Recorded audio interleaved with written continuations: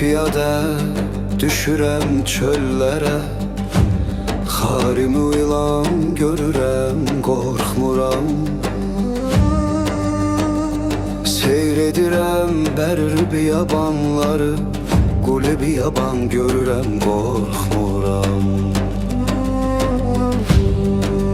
Gah oluram bəhərdə zövrəq nişin, dalğalı tufan görürəm, qorxmuram. Gəh çıxıram sahilə hər yanda min, vəhşi yırıran görürəm, qorxmuram.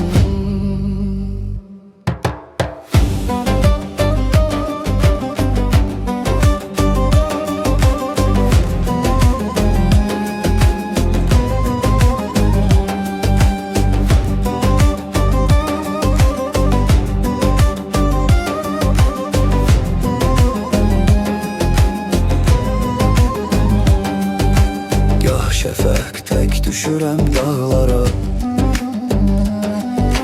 yanğılı vulkan görürəm, qorxmuram.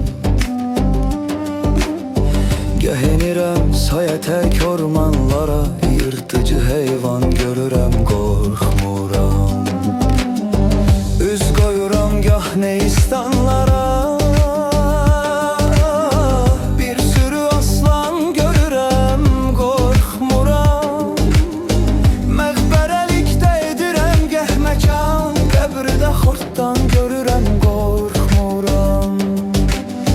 mənzil olur gəh mənə viranələr.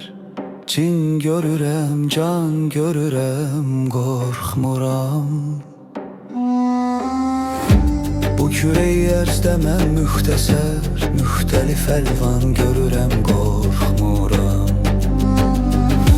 Xarici mülkündə də hətta gəzir, çox tühaf insan görürəm, qorxmuram. Leyk bu qorxmazlıq vallahi billahi tallahi harda müsəlman görür Xuram.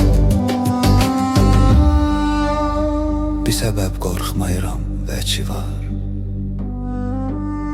Neyləyim axır bu yox olmuşların,